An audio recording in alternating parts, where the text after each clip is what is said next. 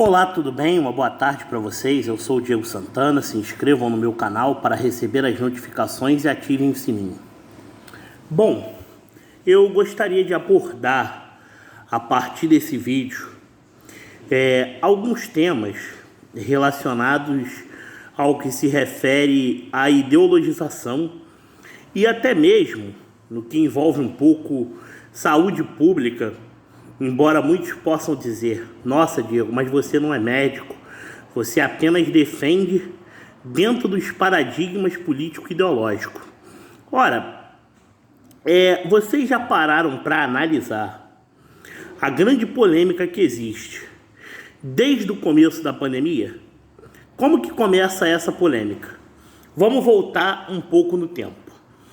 Em fevereiro de 2020, vocês ouviram bem o que o senhor João Dória, governador de São Paulo, muitos chamam de calcinha apertada, falou antes do carnaval da ocasião, que não havia necessidade para pânico, ainda que o Brasil já tivesse, na ocasião, 6 casos confirmados pela doença que até hoje nos incomoda e ceifam vidas. E um médico muito bem conhecido daquela emissora que adora bater de frente com o governo disse que se tratava de uma gripezinha ou um resfriadinho. E quando ele pediu desculpa, os seus defensores disseram: nossa, esse médico tem um grande currículo. Agora, o presidente, quando ironiza sua fala, agiu de forma errônea. Não tem sequer 1 centímetro de perdão. Aí é que se enxerga o tamanho da hipocrisia. E por outro lado, muito se falou em lockdown, em economia a gente vê depois, correto?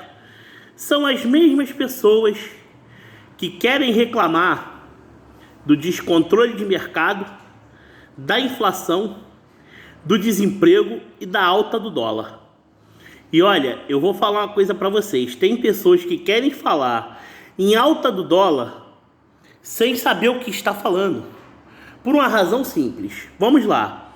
Se nós estamos vivenciando uma crise global causada por uma doença, é natural que todas as economias do mundo encolham.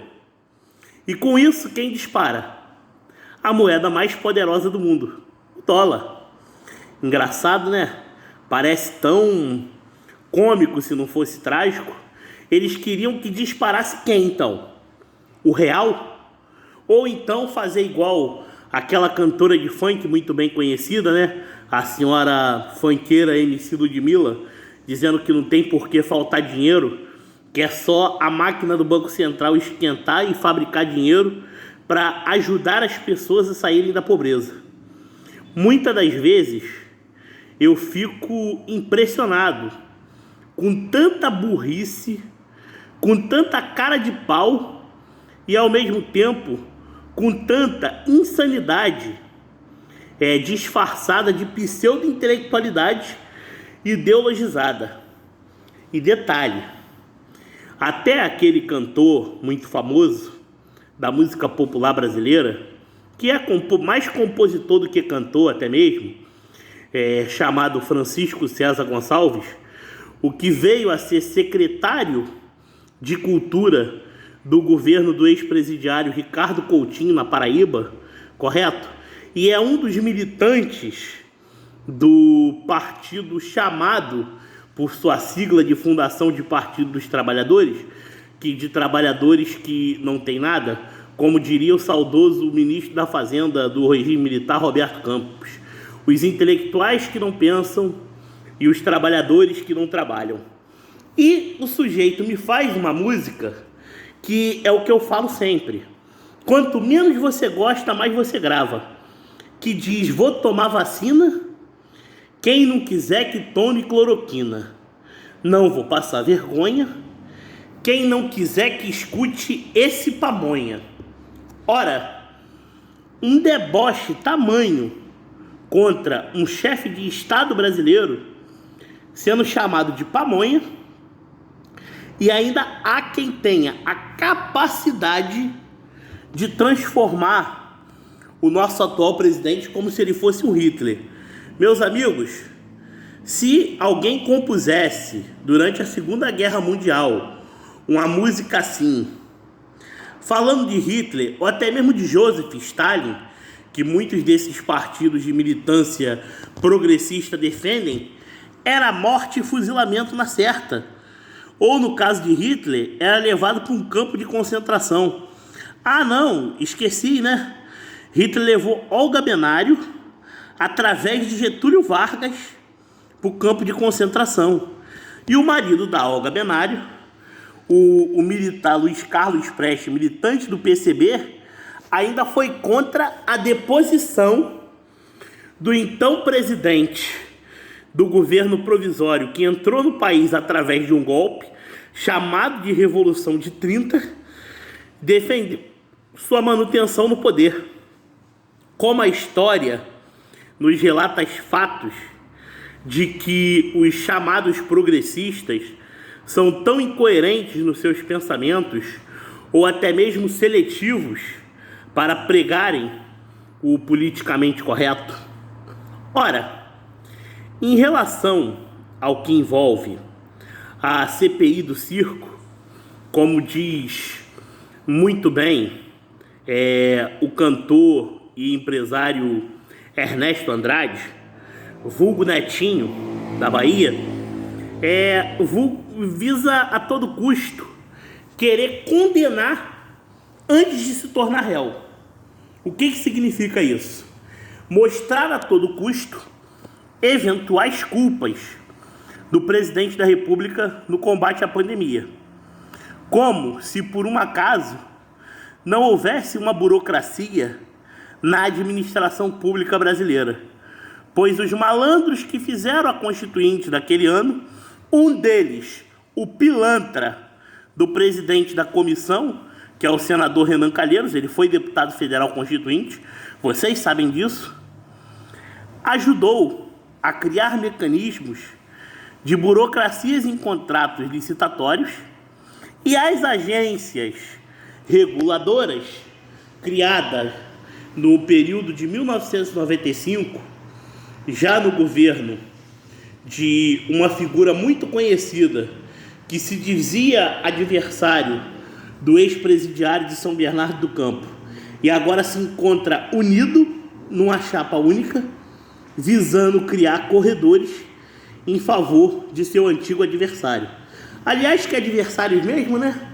No tempo das grandes greves, das centrais sindicais, no final dos anos 70, um certo barbudo ficava na porta do ABC Paulista panfletando para esse professorzinho sociólogo metido a intelectual que diz que acabou com a inflação no Brasil, né? Ah, engraçado, em 89, contra Fernando Collor, o próprio Partido da Social Democracia Brasileira, que de social-democracia não tem nada, é social fisiologia ou social safadeza, se vocês preferirem, né? Ou, digamos, tucanos de bicos para cima que saquearam o estado de São Paulo durante esse período que estão governando o maior estado do Brasil. Ora, realmente chega a ser muito engraçado. E o que me chama bastante atenção, isso cabe até matéria depois nas redes sociais, é a tentativa do senhor Geraldo Alckmin, que foi candidato derrotado à presidência da República com pífia votação, agora conversa com o PDT. Ora, eu acho engraçado, como se não fosse tão trágico essas circunstâncias, as conjunturas se modificam e muitos são capazes de colocarem o rabo de fora, digamos dessa forma, em momentos de turbulência de seus próprios interesses. Logo, é o que eu falo, a partilha da República Brasileira nada mais foi e nada mais é do que loteamento do Estado brasileiro. E quando vivenciamos uma conjuntura de neomoralização, eles querem bagunçar, dizendo que é fascismo. Fascismo, querer recuperar a soberania nacional, a indústria brasileira e elevar o crescimento econômico. Agora, democracia significa distribuir troca de favores, enganar a população e, acima de tudo, dizer que o nosso presidente é um louco e que a ciência está certa, como se muitas clínicas de tratamento terapêutico não ganhassem dinheiro às custas da morte alheia. Será que eles estão mesmo preocupados com vidas? Ou eles estão preocupados em retomar o poder? Pense nisso. Um abraço a todos e uma tarde maravilhosa. Fiquem com Deus.